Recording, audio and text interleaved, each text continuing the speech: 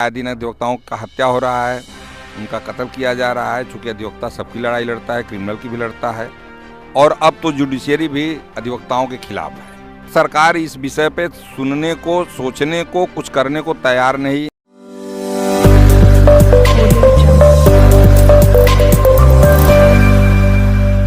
नमस्कार, प्रणाम, आभार और आदाब। मैं हूं आपके साथ मोहम्मद शाह फैसल और आप देख रहे हैं A to Z state news. और पार्क में मेरे साथ मौजूद हैं तमाम अधिवक्ताएं आज जुड़े हुए हैं। Bar council of India state level है या इंडिया लेवल है, सर हमारे साथ मौजूद हैं। हम उनसे उनका परिचय जानते हैं, उसके बारे में सर हमें बताएंगे। तो सर स्वागत है आपका हमारे चैनल पर। और बताएँ सर, ये जो चुनाव है बार काउंसिल ऑफ इंडिया का, तो ये स्टेट है कि इंडिया है, आप ब्रीफ करके बताएँ। बार काउंसिल स्टेट है। जी, bar council state Uttar Pradesh का। जी। तो सर ये बताएं कि आप इसमें मतलब कि जो उम्मीदवारी है वो किस पद के लिए है? बार काउंसिल उत्तर प्रदेश में 25 मेंबर चुने जाते हैं, उनका चयन होता है, निर्वाचन होता है। और मैं वर्तमान में सदस्य बार काउंसिल उत्तर प्रदेश हूँ। आगामी चुनाव में प्रतिभागी भी हूँ। तो सर ये बताइए, ये एवरी ईयर होता है या फिर मतलब जी 5 साल बाद होता है? अच्छा, ये 5 ईयर्स पे। जी। तो प्रदेश के जो अधिवक्ता हैं उनके लिए क्या मैसेज है सर, और अब तक मतलब जो भी चीज़ें रही हैं उसके बारे में बताएं।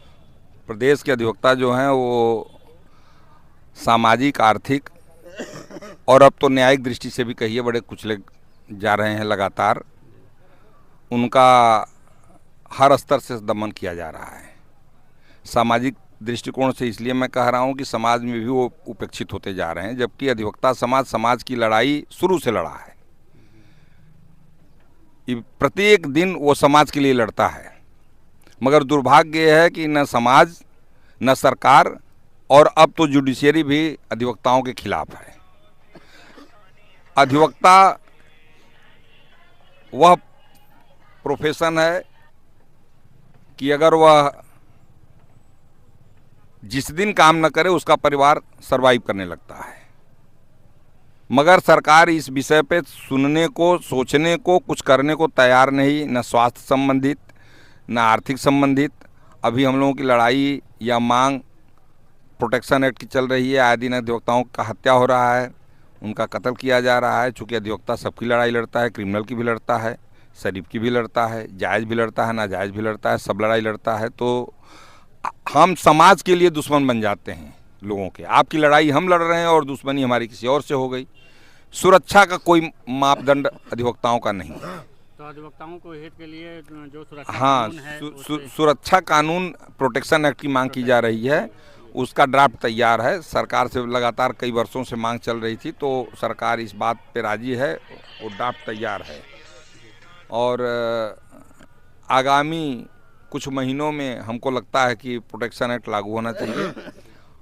और अगली एक डिमांड सरकार ने मानने को कहा है, और वो है स्वास्थ्य बीमा की।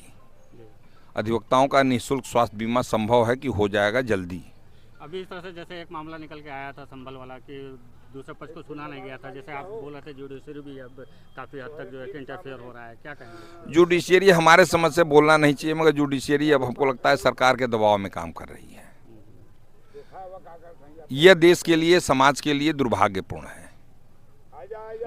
जुडिशियरी न्यायपालिका हमारी स्वतंत्र संस्था है, और जुडिशियरी एक ऐसी संस्था थी जो सब पे नियंत्रण रखती थी। क्या विकल्प हो सकता है? इसको किस तरह से फिर सुधारा जा सकता है? नहीं, सुधारने का प्रयास हर स्तर से हो रहा है, कहा जा रहा है, सुना जा रहा है। और देखिए, ये स्वतः समझने वाली बात है। अगर हमारी अपेक्षाएं बहुत बढ़ जाएंगी, जैसे मान लीजिए कि अगर कोई जज ये चाहे कि हम राज्यसभा सदस्य हो जाएंगे, तो निष्पक्ष काम नहीं कर सकता है। तो हम जरूर चाहेंगे कि जो भी न्यायिक पद पे बैठे हुए हमारे अधिकारीगण हैं, न्यायिक अधिकारीगण हैं, उच्चासीन न्यायमूर्तिगण हैं, उनको समाज के प्रति अपनी जिम्मेदारी को गंभीरता से निभाना चाहिए। अच्छा, प्रदेश में ये भी देखा जाता है कि ज़्यादातर मामले जो कोर्ट कचहरी परिसर में पहुंचते हैं उसमें भूमि विवाद को लेकर बहुत सारे जो है मैटर होते हैं। तो इस पे क्या स्टैंड, मतलब कि कुछ है? ये भूमि विवाद ही तो सारे विवाद का जड़ है। इसी से आपराधिक, आर्थिक में सब आता है। भूमि विवाद घर घर का चीज़ है, घर घर की समस्या है, हर परिवार की समस्या है। इसमें मतलब जैसे कहा जाता है कि मतलब नापी हो गया, सब कुछ हो गया, जैसे अभी लास्ट टाइम में हमने इंटरव्यू किया था, कुछ अधिवक्ता बोल रहे थे कि सब कुछ हो जाता है, लेकिन पत्थरगढ़ी जो रेवेन्यू डिपार्टमेंट देखिए अब लापरवाही मत करिए ना। अभी ये भ्रष्टाचार की तरफ आप इंगित कर रहे हैं और हम लोग आकंठ भ्रष्टाचार में डूबे हुए हैं, आकंठ। इसमें कहने में कोई संकोच नहीं है। सरकार का नारा था भ्रष्टाचार मुक्त सरकार, और दुर्भाग्य है कि भ्रष्टाचार पे नियंत्रण हम लगा पाने में असमर्थ हैं, असफल हैं। इस पे हर व्यक्ति को विचार करना चाहिए, सोचना चाहिए, और जब तक ये भ्रष्टाचार समाप्त नहीं होगा, ये मान के चलिए कि वास्तविक न्याय और वास्तविक व्यक्ति तक नहीं पहुंचेगा।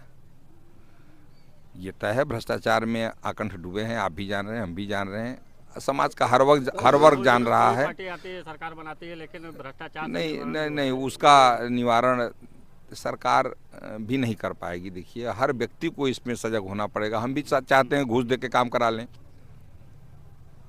सेल्फ जनरेट होता है भ्रष्टाचार, सेल्फ जनरेट हो रहा है भ्रष्टाचार। अब ये मान के चलिए कि भ्रष्टाचार इस स्तर तक व्याप्त हो गया है कि अब लोग उसको ईमानदार कहते हैं जो भ्रष्टाचार करते हैं। नहीं, उसको ईमानदार कहते हैं जो आपसे लेकर काम कर दे। काम तो कर दिया यार, ये ईमानदारी तो दिखाया। यहाँ तक हम लोग भ्रष्टाचार में आकंठ डूबे हुए हैं, ये दुर्भाग्यपूर्ण है। चलिए सर, बहुत बहुत धन्यवाद। Thank you. विनोद कुमार पांडे जी थे हमारे साथ उत्तर प्रदेश मेंबरशिप के लिए। तो सर, आपका हमारे चैनल पर आने के लिए बहुत बहुत धन्यवाद। Thank you.